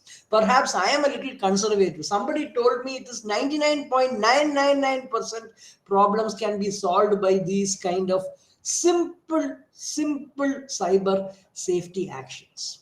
I am a little conservative, so I have left that 1%. And when I don the hat of a computer science professor, that being said, I think, I'm not always cautious. Or maybe 1% there is some hanky panky is there. Dal mein kuch kala hai. Always you feel that, right? But these are all simple things. 99.9%, these are enough. Protecting passwords. I'll come into each of these. Preventing identity theft. Preventing phishing. Avoiding malware, running licensed antivirus software, always installing updates, whether it's your phone, whether it's your computer, whether it is your iPad, always installing updates, whether it is your antivirus software, updates, backing up the important files, turning on firewalls, and social engineering. Simple logic. When I say social engineering, you be careful. Somebody will send free iPhone mail, click on this. No iPhone is going to come. Believe me, nothing is going to come. There is no free lunch. That is what is meant. Anyway, I will go into each of these things. Protecting passwords, very simple thing. Majority of us, I am telling you, 7 out of 10 of us, I got this number from some research. 7 out of 10 people have very easy, simple passwords. Very simple. Most of the time, these passwords are very easy to crack. I think 3 out of 10 are only having the habit of having good passwords. And another bigger problem is we always use the same password. Whether it is our email ID, all our email ID, your company email, your personal email ID, your bank account, we generally have a habit of using the same password. It's a very, very dangerous thing. And having simple words. So always have strong password. Don't use very obvious things. Wife's name, son's name, daughter's name, father's name, mother's name. All are very obvious. Anybody can guess and break. There are software that can easily do automated guessing and crack your password. And also don't use stupid passwords like password 1, ABC 123, QWERTY is the keyboard, ABC, ASDFG. These kind of things are all very simple. So avoid these kind of dictionary words. Don't use common password. And luckily, many of the Linux-based systems, to some extent, even now Gmail and all have improved. They are now asking you for more difficult passwords. They are asking you for alphanumeric passwords. It's a combination of numbers and alphabets, a combination of uppercase and lowercase, asking you to compulsorily put some special characters like hash, star, dollar, and so on. So these kind of things. And again, use different passwords for different sites. You're having an office email, use a different password. Company personal email, use a different password.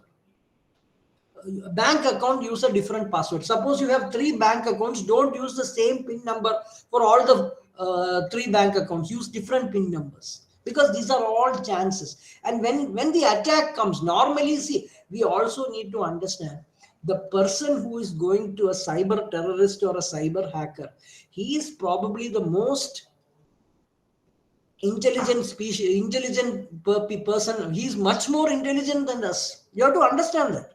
You have to respect the fact that that fellow is super intelligent. And that is why but he is using his intelligence for an unethical way. And he is probably very smart. And he has already done a background check on you. He knows about you. Otherwise, he would not be doing this, right? He has understood that there is some sort of vulnerability. This guy, it's easy to do hanky pan. So these are the kind of simple things that you do. Now, it is always better than never send an email with the password. My password, my ATM pin number is by, don't send it by phone, don't send it by WhatsApp, don't send it by this thing. The best way is to go to the old fashioned paper and pen, write it and give that thing to the right person. That's the best way. Don't use sticky notes. Of course, there are some vault like LastPass, KeyPass, and all, some US based password vaults are there where you can store it. Prevent identity theft.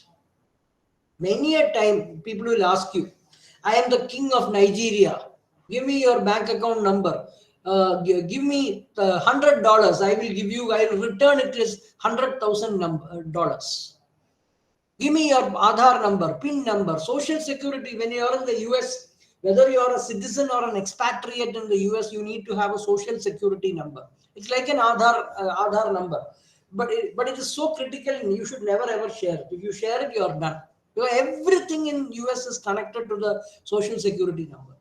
So these never give these to anybody. Nobody will. Let me tell you, no government body is going to email you and ask you for your PAN number, your Social Security number, your bank address. No bank will ask you to reply with an email. The bank will have a customer relationship manager who will call you and ask you. So don't get caught. And please note, the email will be spoofed in such a way that I have seen manager@dhanbank.com. My bank account is in Dhanalakshmi Bank. When you read the email ID, it says manager@dhanbank. That is exactly the URL and the email ID of the. So even the email can be spoofed. You see the email, it looks very authentic and clear, but it is not. It is a spoofed email ID. So never ever send it by email. Never reply to these crank emails. Protect the information. Don't give your identity. If you have a doubt, call the bank and ask. I've got a mail, and no bank or insurance agency will ask you to send confidential or personal information by email. Nobody will do. Nobody will ask you to do text message, SMS, WhatsApp, instant message. Never they allow you to do. They will call you and tell you to do this. So this is the second thing: prevent identity theft. Beware of phishing. This is PHISHING, but it is the same as phishing. FISHING is you go to the talab, to the lake or the river, and try to get fish. Here the person is fishing for other things. Phishing for your password, your PIN ID, your PIN number, your your username, your password, your bank account. All these kind of things are phishing. Always be phishing. Don't reply to anybody about this. Right? Somebody said, Florida State University, I am the IT services person. Please send me your password. I'm going to update it. This is all not at all true. Nobody will ask you by email for password or username. So what are the commonsensical things that you can do? Always be skeptical of messages that say immediate action. If you don't do this, you will lose this. Instead of clicking website addresses, always type in the browser. If you click, it may look www something, but when it may be a spoofed thing and it will go to some other link. And also, before clicking, hover over or the link. Means you take your mouse and go to the link. When you go just to the link without clicking, you will see the full URL. That is a hovering over the URL. Think before clicking email and website links, and never click that you don't trust, and never ever open attachments, exe files, zip files. These zip files and exe files are usually carriers for. Carrier means it's a way carrier, as in the actual virus and worm. They are carriers for worms and viruses, not physical viruses like COVID, but computer viruses and computer worms. When you download an exe file, when you download an attachment, you never know that exe file gets connected to the BIOS or to some system file, binds it to a system file, runs, and because of that, a worm or a virus may get into the system. So these kind of things are very simple logic. Don't send personal information, don't send credit card details, password, PIN number, and all that. This is simple common sense. If it looks like spam, it is always going to be spam. That is a simple commonsensical thing about these things. Avoid malware. I told you, there could be ransomware, spyware, adware, malware. All these are ransomware, spyware, adware. All are malware, malicious software. Adware means it looks advertisement, looks very beautiful. You click on it, it'll give some malicious code. Spyware means you download it. You never know, when you are sitting your camera, it can gain access to it and watch what you are doing. And there are some spyware. What it does is, I'll give you an example. Keystroke capturer, a malware. Whatever keystroke you type, it captures it and stores it. So obviously, when you are getting into your email, you are giving your password, you are typing your password. Password is finally some keystroke. So the keystroke spyware will capture all your keystrokes, and from that file which consists of your keystroke, an intelligent person will be able to extract your password or your username and ID. Very dangerous kind of thing. So never click these kind of things. And ransomware is, you're preventing people from using the system. You can't gain access to the computer. It will lock the screen, it will make the screen go down, it will delete the files until a ransom, it will ask you for a ransom. Again, you can do nothing, the system will have to crash. So avoid this kind of malware. Run antivirus software. Please understand, it is an important investment. No antivirus is perfect. Whether it is McAfee or Norton or Windows Defender, it is not perfect at all. But having said that, they try their best to always have updates. So every day new viruses are coming, but every day these antivirus companies are always adding the signatures and the IDs of the new viruses. So all the time buy licensed antivirus software. It is a very, very, very, very important investment. Second thing is, always install the security patches and updates.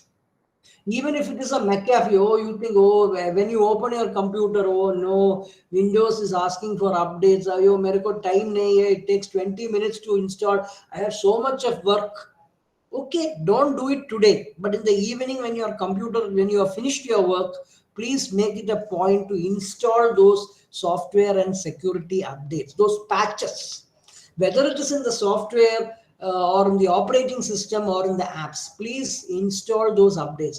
And very importantly, install the updates of the antivirus softwares.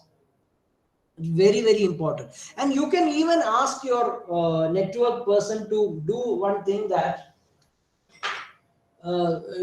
when you are going away from the office at 5 o'clock or 5:30, automatically it can update all the things. You can leave your computer on, automatically it will update. Download all the security patches and the periodic software updates and all that, you can always do. So that is also very, very important. Backup files. See, ultimately these are all machines. They are not perfect. If you ask me, you never know. These are all prone to damage. Whether you can say, I have a copy in my laptop, I have a copy in my desktop, I have stored it on my email. All three can also get corrupted. Quite possible. The same file is there in your laptop, the same file is there in your desktop, the same file is stored in your email. It can corrupt all the three. So always have enough backups. Have enough copies. Some things you need to take hard copies and keep it. At least you can scan it later. Keep copies on flash drive, pen drive, external hard disk. Put it on the cloud. Put it on some locker, digi-locker, and those kind of things. Always back up the important file. Do not forget about the cost. Let it cost. It doesn't matter. Let us waste money, but this is very, very important. Turn on firewalls. Firewalls are very, very important. Firewall is the first protective barrier, the first line of defense. And if you have a powerful firewall, most of your problems are solved. Some may or may not be solved, but then at least most of it will be solved.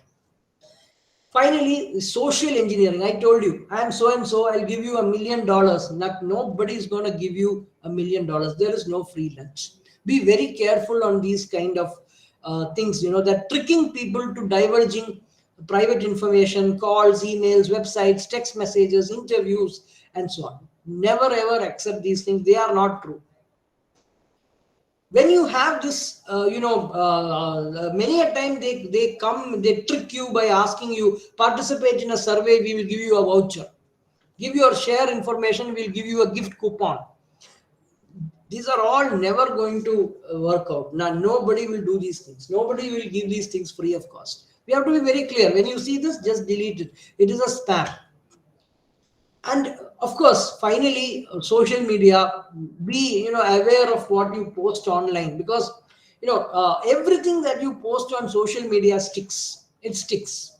I give you an example. You post something on even today, I remember, I think 3 or 4 years back, just before the pandemic, early morning, 3 a.m. or 3:30, I am getting a call from my sister.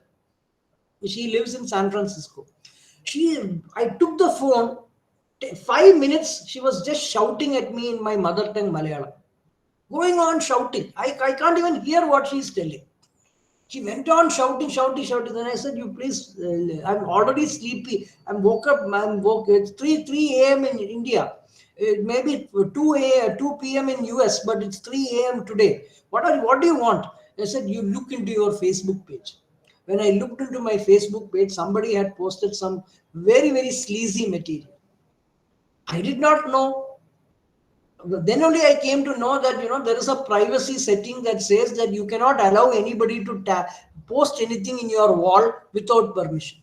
There are privacy settings. So whenever you are using social media, whether it is Instagram, whether it is Facebook, whether it is LinkedIn, see, all these are good. I am not Twitter. They are all, no doubt. I am a very voracious social media user. They have a lot of benefits there. But please be advised of all the privacy settings. Otherwise, anybody can tag you with anything. Any crappy thing, they can tag you. And you will be the person getting into trouble. So make it a point to monitor all your social media privacy settings. And be very careful of what you post. Because whatever you post will stick. You can delete it, but somebody else would have shared it. You cannot stop that. Those things will continue to happen. So these are some of the things. Then, of course, I've already told you this. Now, coming to the skill development, there is no doubt about the fact that there is a huge need for cyber security skilled professionals. A normal BTech or an MCA or a BSc computer science or an MCA graduate, to some extent might have learned a cyber security course and maybe another elective in advanced cyber security course. Most of them will only give you a theoretical background into what is cryptography, what is the security protocols, what is the internet privacy protocols, and so on.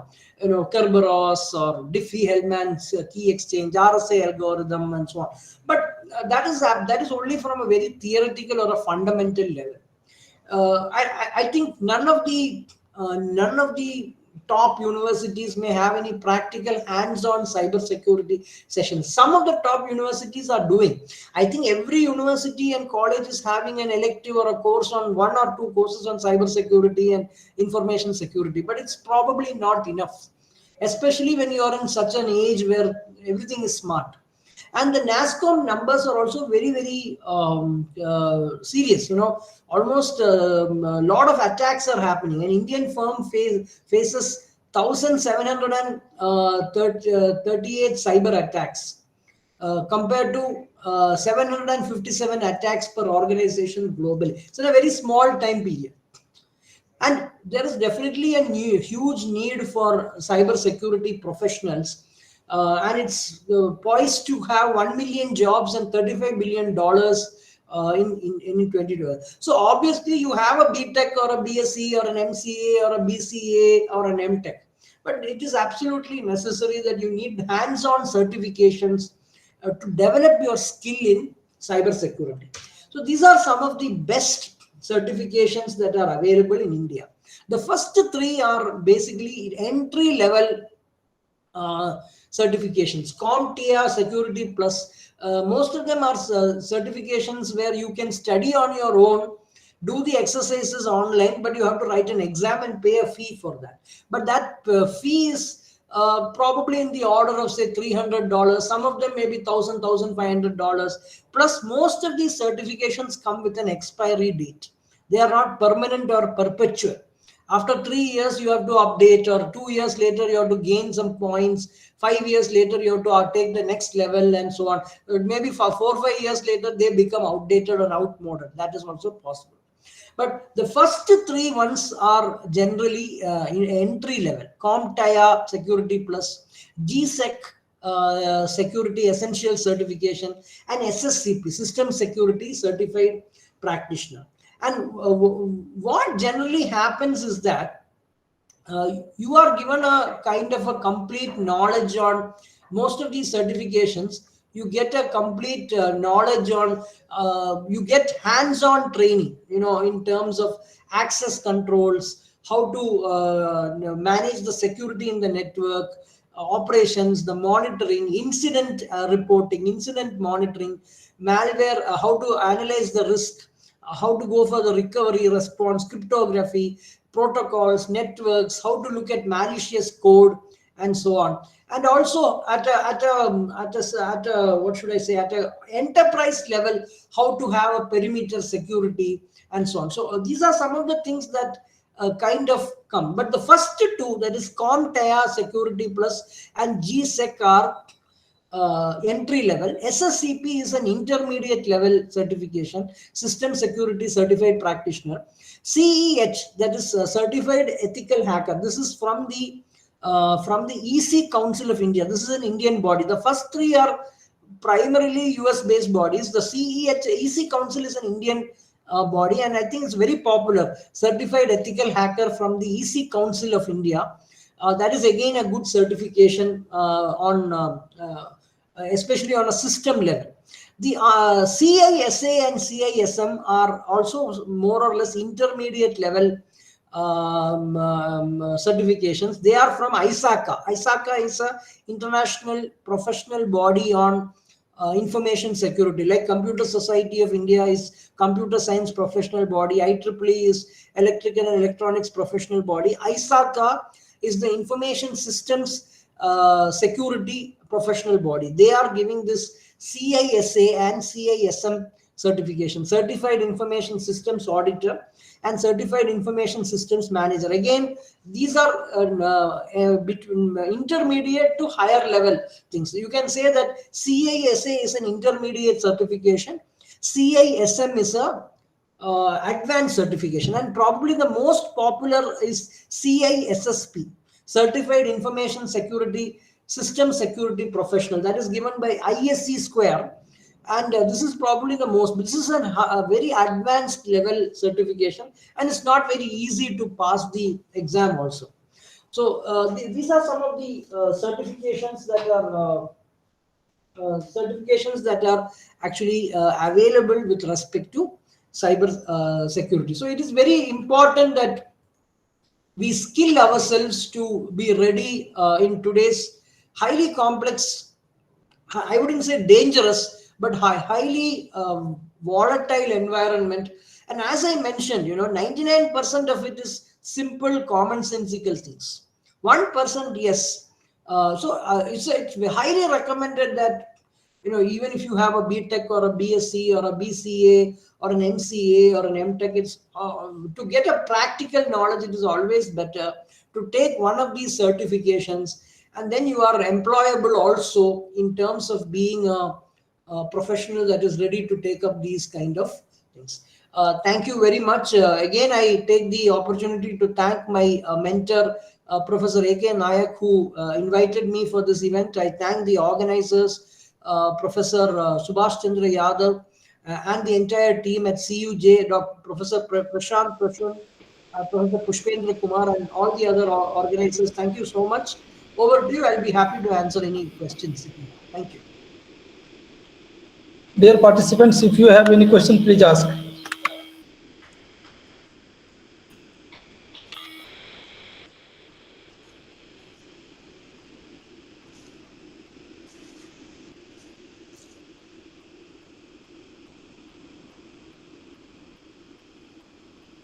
Dear participants, Hello. Yeah, Yes, yes, sir. sir. Yeah, I have a question. Actually, we are planning to like have our website like auditing through CERT impaneled agencies. Yeah. So actually, we don't have much idea about that thing. Can you highlight some like what is exactly CERT, what they do, and how they do? Yeah. See, CERT is Computer Emergency Response Team. So, Ministry of Information Technology and Electronics has got what is known as a CERT, Emergency Response Team. So, what they do is they monitor all major incidents that happen of what should I say, cyber crime, major incidents, not small things. And they are also to some extent the custodian of the IT Act. Now there is a government of India has passed the IT Act in 2000, and there have been some amendments also to that act subsequently. So they are the people who kind of you can say they are the conscience keepers. So they know they drive the policy in terms of all these kind of things. Now another example is, see, India is one of the few countries where we are working on privacy laws. We don't most of the world, see, there is a new concept. See, I am asking you, where is privacy today? If you look at ourselves, there is no privacy. You want to know what I do, everything is there on my social media page, my entire life is there. It is a case everywhere. The new concept is there is no privacy. Everything is there. You go into a website, you give some details. Do you know what that website is doing with your personal details? They may be selling it to some marketers. You don't know those things. So today India is working on working on data privacy laws. It's not completely come into force, but it is the Ministry of Electronics and Information Technology, the CERT, SERT, and also there is also another office, the office of the National Cyber Security Coordinator. The National Cyber Security Coordinator's office is also there.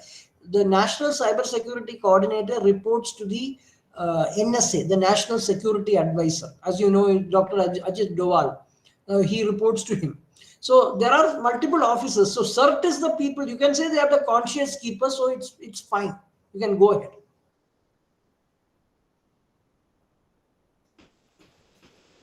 any other question? I'm seeing some.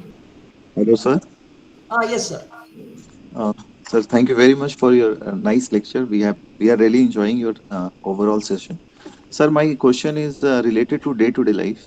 So, sir, actually, we know that government of India actually wants every people to go for online transactions. Yeah. Yeah. So recently, what I faced one problem. Actually, I wanted to buy an insurance from ICICI Hmm. Lombard Hmm. for insurance. I mean, for my car insurance. So I just checked the possible policies which can avail from that particular site, which is official site. Hmm. And once I click that, they send me a link for the payment, or means if means they send me a kind of link through Hmm. which I can proceed for the policy. Hmm. Later on, what I found is that somebody called from as a means policy agent from ICICI Lombard, and he said that I have sent you a link. You kindly click that link and go for the further proceedings. Hmm. So my question is that, sir, is it really safe to go with those links? Because what we are seeing that there is a phishing kind of problem in transaction or in banking. So, sir, just wanted to know how to check and how to clarify whether it will be safe enough for future transactions. See, all these professional websites which have e-commerce, which have payment gateways, come with multiple levels of security. There are multiple levels of security. So if it is if it is the official ICICI Lombard site, definitely the website will have several layers of security. Okay. If it is the official one, that's what I'm trying to tell you. Having Mhm. said that, there is nothing perfect. Anything can. It is quite possible that there are people who can hack into that also. But at the same time, to know if it is if you ask me again, I'm just going into the simple commonsensical thing.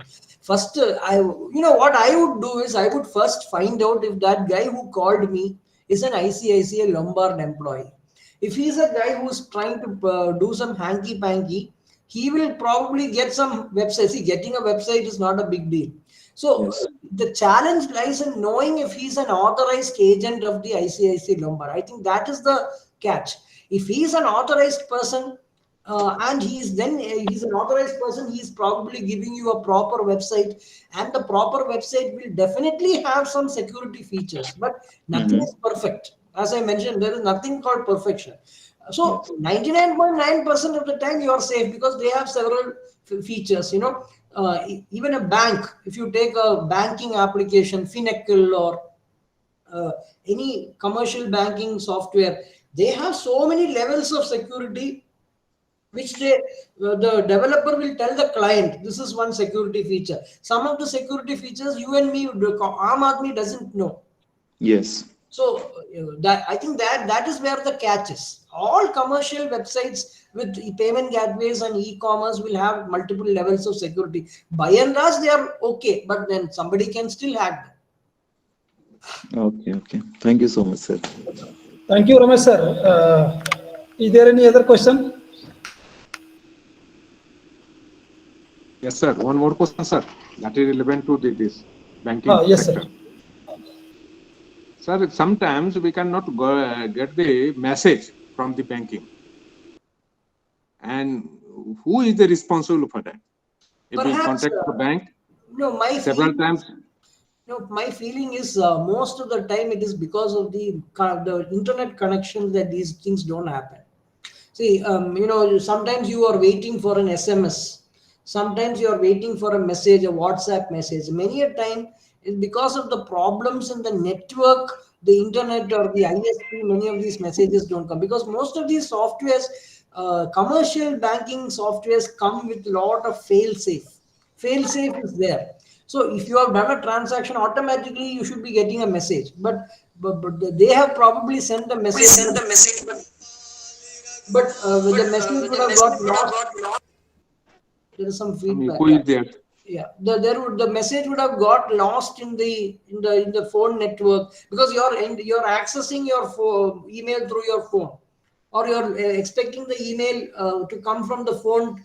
On the phone you're checking, so those kind of things are primarily, I think, the reason why these banking messages are not come. Application is good, the message would have gone, but some problem in the network or somewhere it would have got lost. That's what I feel. That's my opinion. Sir, when we want to draw the money, same time the message and password, they will come immediately. But as balance is coming, your money is deducted, such type of message. So this is a type of fraud. After some more, and then we can know about the money is gone. Yeah. No, So that is the big problems. it's a big problem. I know. So some people say, when you can, certain things you do online, but there are certain important payments and all, that you should probably be very careful. When you do very large payments and all online through UPI, Google Pay, Phone Pay, all the big payments and all, I will never recommend doing on any of these UPI or web banking or e-banking. Small payments, okay. Big, huge payments and all, it's best physically it is better to go and give a check or go and send a draft, give a demand draft. I think that is better because you never know. Okay, sir. Thank you. Welcome. Thank you. Thank you, Dr. Lal, sir. Sir, there is one question in chat box. Yeah. How to be safe from keylogger as they are background program? Yeah, see, keylogger is nothing but it is a ransomware. It is basically a ransomware or a malware.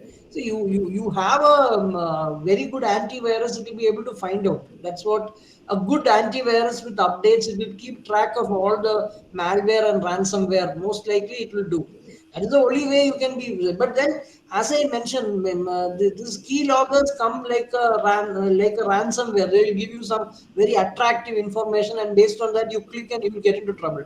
So be careful about that. Most of the time, that is how they get into your system. Keyloggers. Okay. Any other question?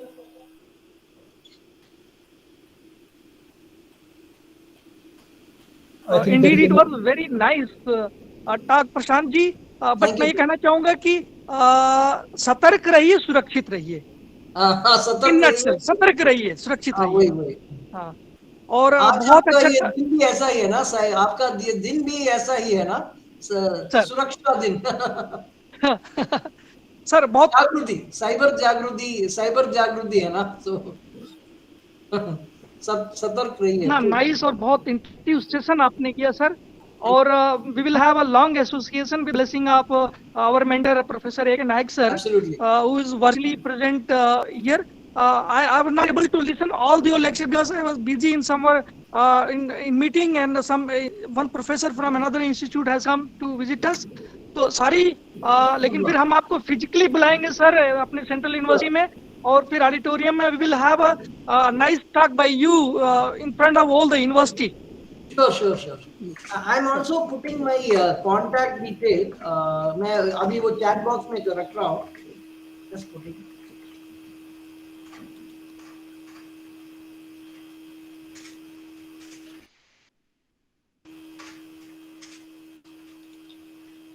आप सारे participants you can kindly note it, और ऐसी कोई problem है तो आप sir को mail कर सकते हैं, हमको मेल कर सकते हैं, हमारे थ्रू सर को अप्रोच कर सकते हैं आप.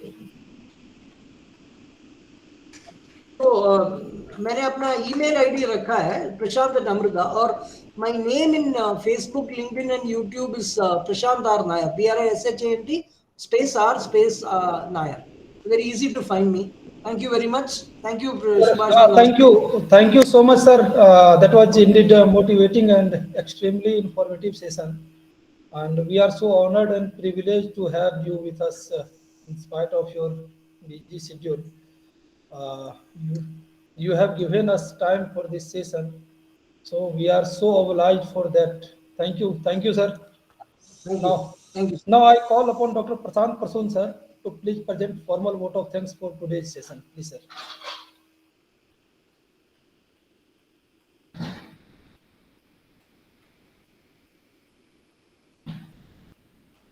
Right, so we already couple of minutes past 4 o'clock, but that was very nice presentation, Prashant sir. Indeed, a pleasure listening to you all the way, and the comments at itself, it says very nice and informative presentation, sir. And you answered the questions of the audience as well. So that's great. Hope, as Subhasa said, hopefully you like to have you in the campus in the physical world sometime soon, sir. So thank you once again, sir. So we had two presentations today. The first one was Professor Deshmukh, sir, presenting on NEP 2020, and he took out some time to actually interact with the students of Birsa Agriculture Institute who had joined in today in our campus. So that was very nice presentation, taking his time off to elaborate on application of computing and IT technology in agriculture, and how it's going to shape the coming agriculture technology for productivity and outcome. So that was a great presentation itself. The second presentation, Professor Nair sir presented on cyber awareness. We had the Cyber Awareness Day being the first Wednesday of the month. So that was clubbed in, the two programs were clubbed in together. So that was a great initiative by our head of the department to club them together. So that was a great presentation itself. And I really enjoyed the audience sticking to for in this third day of our workshop on role of academia and IT industry in actually upskilling the digital workforce.